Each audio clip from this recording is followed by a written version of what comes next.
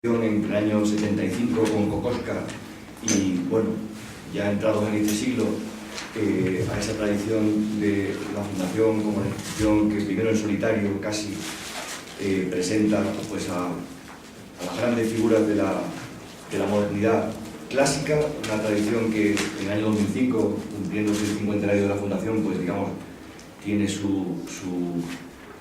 exposición resumen en celebración del arte, una exposición en la que se reunieron pues, un conjunto, en fin,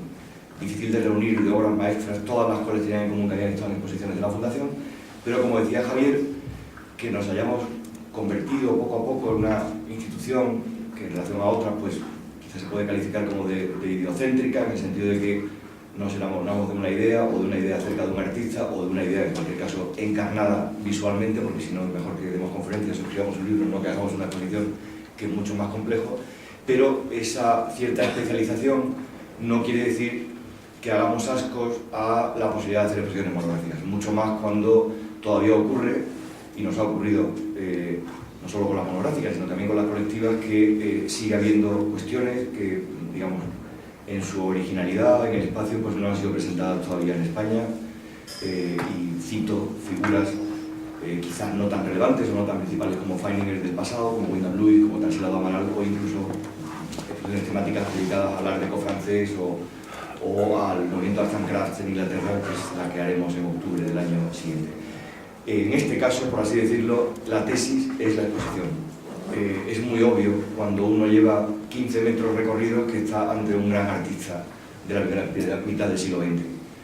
Si lleva solo 15 metros, es muy obvio que está delante de una figura que si solo se hubiera dedicado a la caricatura y a no solo ser pionero, sino a continuar su trabajo como autor de tiras cómicas,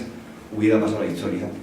como los autores de Yellow Kid o de Crazy Cat, o como, digamos, la gran tradición de la ilustración satírica europea, pero decidió, olvidándose del deseo de sus padres, que fuera músico, dedicarse a la pintura. Y dedicarse a la pintura con fruición y con éxito. Si entráis en la exposición, hemos pensado que la mejor figura para recibir al visitante era el hombre blanco, que muchos de nosotros recordamos y que tenemos aquí gracias al generoso préstamo de la Fundación Thyssen-Bornemisza, pero enseguida a la derecha está Glass Scherben, que es una obra de los años 20, que es una especie de metáfora del conjunto de la obra de Feininger, porque es medio abstracta, pero es figurativa, porque son unos fragmentos de cristal apoyados en una pared,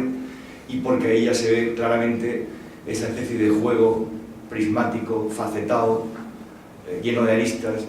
que es tan característico de su pintura. La exposición, por resumirla en una expresión, es el todo Feininger. Podríamos haber decidido hacer una exposición solo sobre su gráfica o solo sobre su pintura. Hemos decidido hacer una exposición en la que la idea que uno se lleva a su casa, la impresión que uno se lleva a su casa es la de un autor polifacético, poliédrico, casi, por usar la metáfora del cristal más allá, caleidoscópico, que lo mueves y te aparece una faceta distinta, como en esos juegos que teníamos de niños hechos con cristales y una especie de telescopio, y es el todo Feininger porque está todo. Están todos sus temas. Es un autor muy musical en el sentido que se dedicó toda su vida a hacer variaciones no sobre un tema, sino sobre varios: los paisajes marinos, los barcos, los trenes, las figuras humanas, los personajes, las pistas urbanas, la obsesión por determinados temas como los puentes, los acueductos, o por determinados lugares como el Meroda, o como Halle,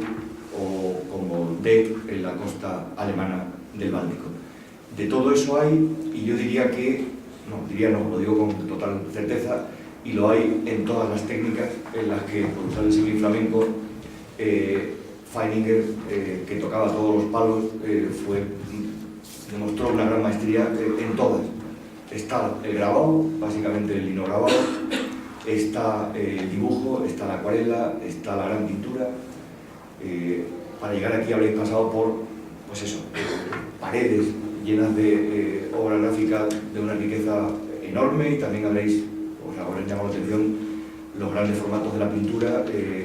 Provienen indistintamente de colecciones privadas y públicas europeas y americanas, algunas muy conocidas, como por ejemplo el Brooklyn Museum de Nueva York, el Metropolitan, el MoMA, el Whitney, y otras de colecciones y de instituciones menos conocidas, pero que han atesorado buena parte de la producción de Feininger.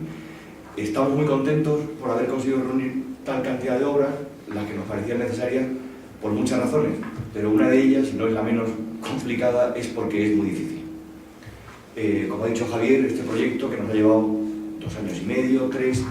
hubiera sido muy difícil llevarlo a cabo si la ayuda tutelar. Una exposición siempre es un camino que emprendes, a veces solo, y se te va, o vas incorporando gente,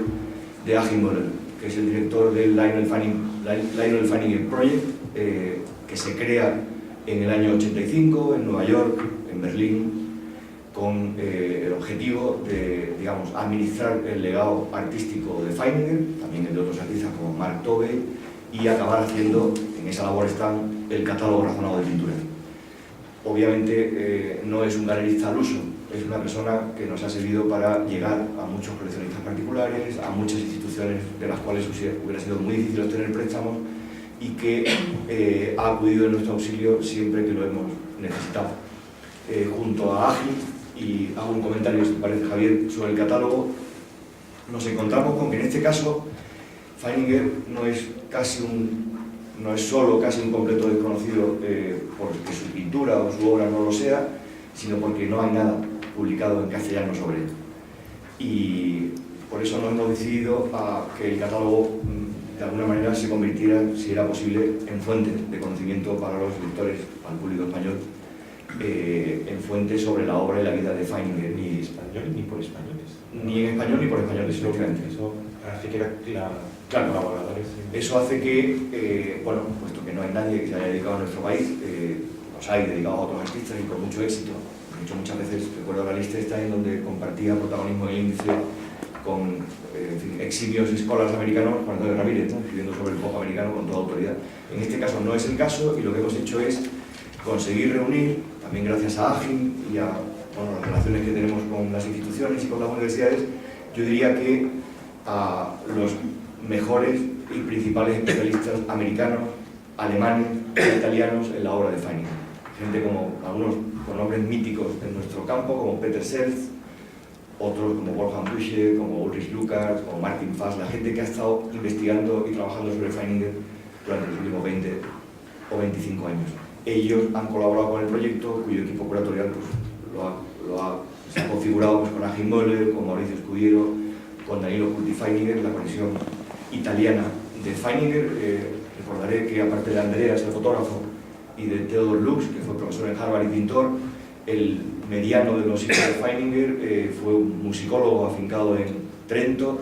que ha hecho pues, que haya colecciones privadas y públicas en Italia con obra muy relevante de Feininger. Y por último, y con esto termino, bueno, antes digo que gracias a ellos hemos podido hacer esta exposición, si no hubiera sido bastante imposible. Junto al catálogo pues decidimos publicar Lionel Feininger,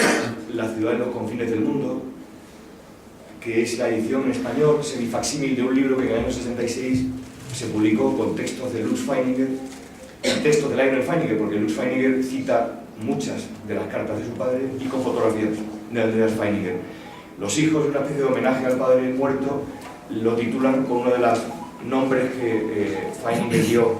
primero a un dibujo que está en exposición de 1910 que tituló La ciudad en los confines del mundo, y después, una ciudad en la que no había todavía teléfonos, una ciudad del siglo XIX, y no pasa nada. Y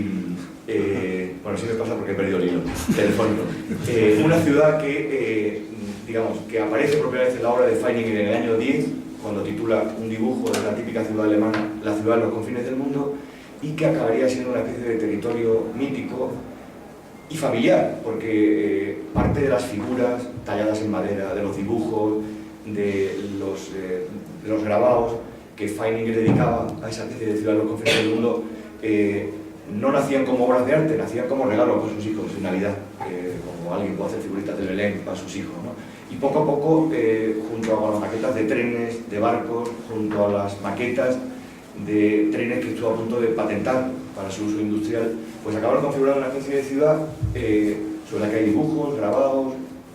muñecos, tallas en madera, que ocupa una sala amarilla de la exposición y que nos parecía que, de alguna manera, también es una metáfora de la obra de Feininger. En realidad, lo que hemos querido hacer es pues voy a hacer un juego de palabras un poco tonto, ¿no? Pero convertir a Madrid DF, ¿no? Madrid Distrito Feininger, o sea, pensar que Madrid para Feininger es la ciudad de los confines del mundo, porque no había venido nunca,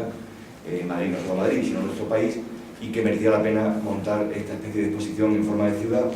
en la que quien venga seguramente encontrará calles conocidas, quien no conoce al hombre blanco, quien no conoce alguna de las obras de Feininger, pero también barrios y aspectos de la creación del artista muy poco conocidos, por poco explorados y por poco enseñados. Esa ha sido nuestra pretensión. Y nada más, estamos abiertos a vuestras preguntas.